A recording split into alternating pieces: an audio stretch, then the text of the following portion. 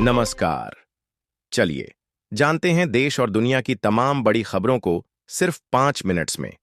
लेकिन इससे पहले आप कहां से न्यूज़ देख रहे हैं, हमें कमेंट्स में बताना बिल्कुल ना भूल ले। और आपने इस वीडियो को लाइक नहीं किया है तो लाइक करके चैनल को सब्सक्राइब करें।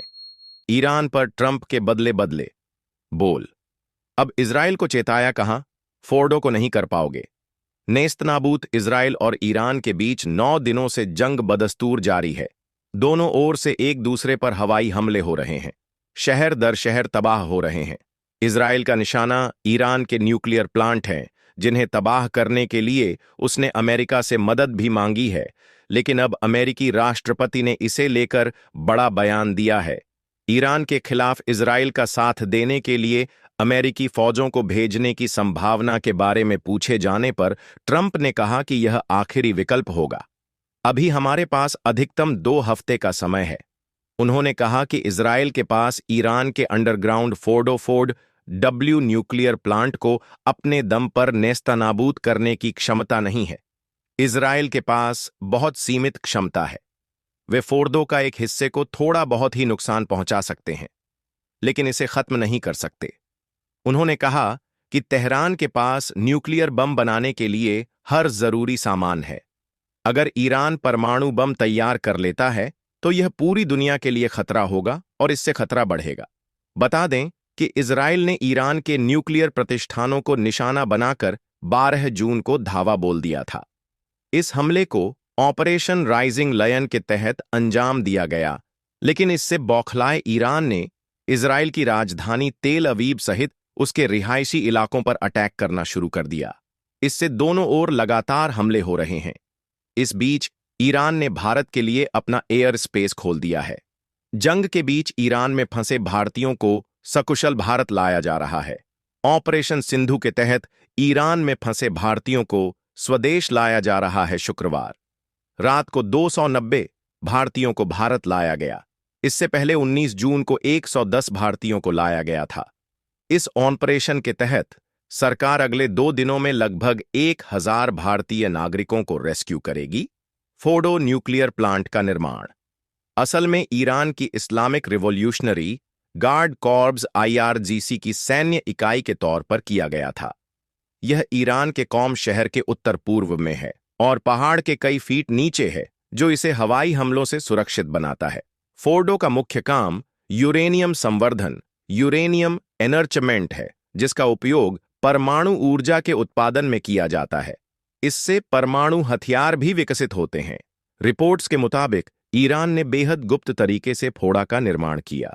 2009 में अंतर्राष्ट्रीय समुदाय को इसकी जानकारी तब मिली जब पश्चिमी खुफिया एजेंसियों ने इसका खुलासा किया। इस बीच एक और खबर आ रही है। ईरान का इजराइल पर रात भर मिसाइल अटैक IDF ने हवा में ही किया। खत्म बनी आग का गोला। ईरान और इजराइल के बीच की जंग शुक्रवार 30 जून को 8वें दिन में प्रवेश कर गई। दोनों तरफ से एक दूसरे पर हवाई हमले बिना रुके जारी हैं। इजराइल की मिसाइलें जहां ईरान के न्यूक्लियर ठिकानों और इंडस्ट्रियल एरिया को बिना रुके निशाना बना रही हैं, वहीं ईरान की मिसाइलों की जद में इजराइल का हॉस्पिटल भी आया है, जहां बड़ा नुकसान हुआ है। इन सब के बीच दोनों तरफ से हमला रिहायशी इलाकों में भी हो रहा है, जहां आम लोगों को जंग की कीमत चुकानी पड़ रही है। बड़ी बात यह है कि अभी सीज फायर का नामो निशान नजर नहीं आ रहा है। ईरान इजराइल संघर्ष में एक बड़ा सवाल यह भी है कि क्या अमेरिका जंग में कूदने जा रहा है।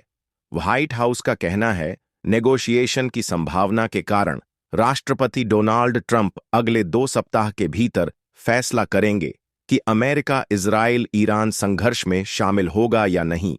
वहीं तेहरान के परमाणु कार्यक्रम और जंग को समाप्त करने पर बातचीत के लिए ईरान के विदेश मंत्री आज जिनेवा में फ्रांस, जर्मनी और यूनाइटेड किंगडम के विदेश मंत्रियों के साथ बैठक करने वाले हैं।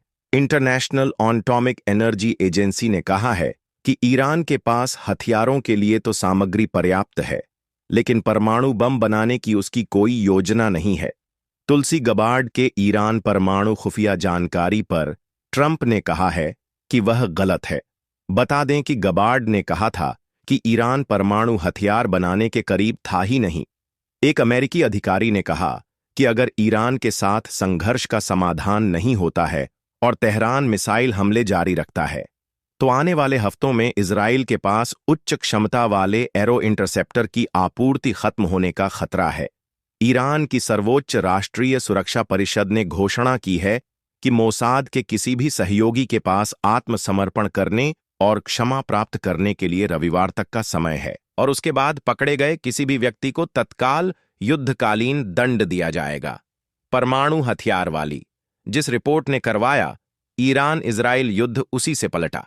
आइए, खामेनेई के मुल्क ने कहा, अब बहुत देर हो गई। इजराइल और ईरान के बीच बीते 8 दिनों से युद्ध चल रहा है, जो कि अभी तक थम नहीं सका है। इजराइल ने ईरान की न्यूक्लियर साइट्स पर हमला कर दिया था और इसके बाद दोनों ही देश एक दूसरे को काफी नुकसान पहुंचा चुके हैं। लेकिन अब जो बात सामने आई है वह चौंका देने वाली है।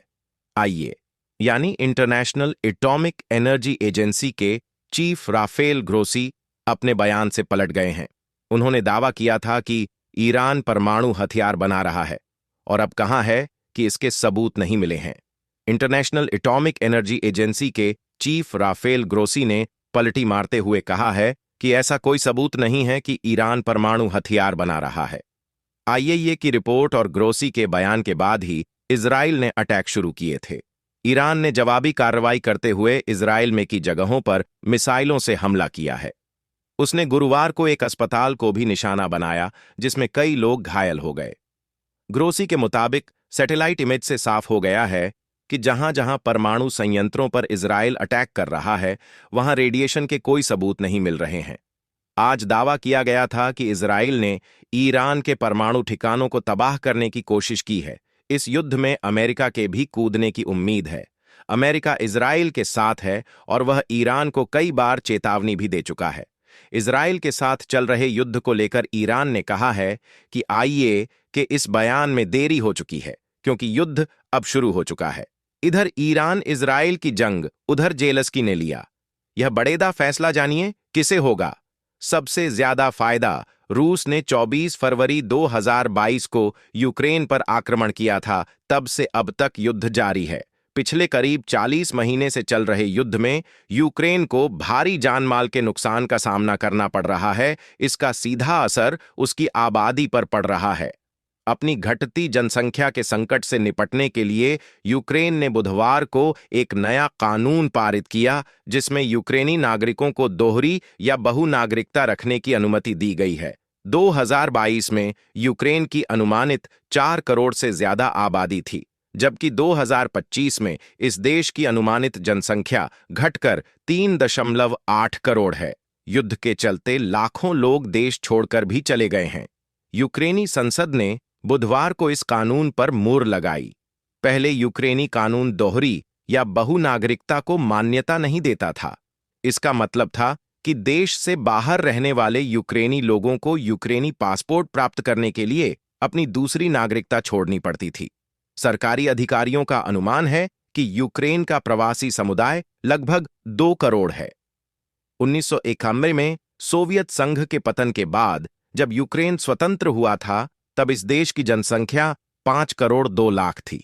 एकता मंत्री ओलेक्सी चेनीशोव ने फेसबुक पर एक पोस्ट में कहा, यह निर्णय दुनिया भर में रहने वाले लाखों यूक्रेनी लोगों,